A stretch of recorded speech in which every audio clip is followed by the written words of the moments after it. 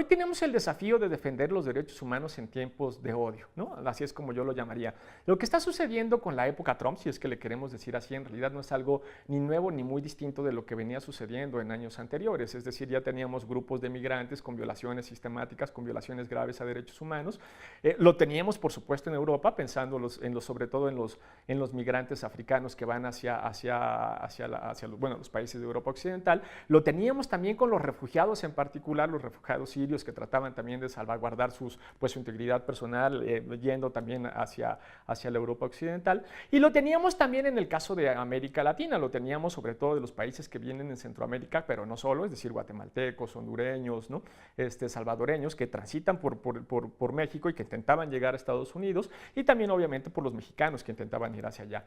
Todos ellos ya sufrían de violaciones graves a sus derechos humanos, digo, para no ir muy lejos, por lo menos en el 2014, justamente en las reuniones de la Comisión Interamericana de Derechos Humanos, el dato que se nos da es que en México migrantes, tenemos 70,000 migrantes desaparecidos, ¿no? Es para darnos una idea de qué significaban las violaciones a derechos humanos en el caso de los migrantes.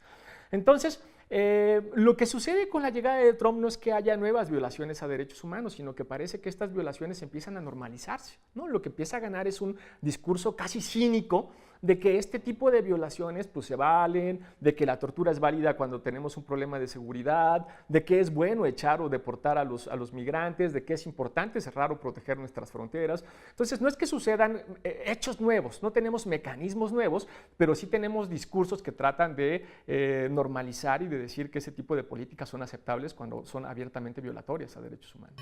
En el caso específico de la corriente migratoria que tenemos en América Latina, en particular la que va hacia Estados Unidos, que es la de Centroamérica y la de México, porque tenemos otra en Sudamérica que va hacia Europa, pero en esta en particular me parece que los muros ya existen, que no son muros necesariamente edificados, pero sin embargo, a lo que me refiero es que en la medida que se ha venido complicando cada vez más el paso, primero por México, es cada vez más peligroso y cada vez más difícil transitar por México, pero luego las entradas específicas en Estados Unidos, que son las que han llevado a que las personas migrantes tengan que pasar por los lugares más complicados, por los lugares más desérticos y que en consecuencia ponen pues obviamente en riesgo su vida, ¿no? Entonces ahí ya tenemos en realidad muros, digamos, entre sociales y naturales establecidos. Sociales porque, bueno, si pasas por México tienes que tener claro que puede ser desaparecido, que puede ser secuestrado, que puede ser asesinado. En el caso de las mujeres que pueden ser violadas no solamente una, sino varias ocasiones, ¿no?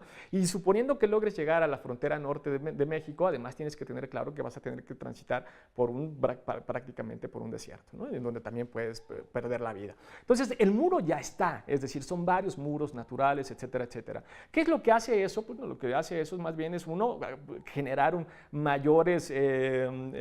aumento en el pago del proceso migratorio, ¿no? Es más caro y más difícil para los migrantes transitar. No solo eso, sino que muchas veces te encuentras también con pues, bandas del crimen organizado en el medio, con tratas de personas, ¿no? de todo tipo, y además cuando llegas finalmente a la frontera norte, lo que tienes también es que pues es más caro pagarle a un pollero, pagarle a un guía para que te pase del otro lado.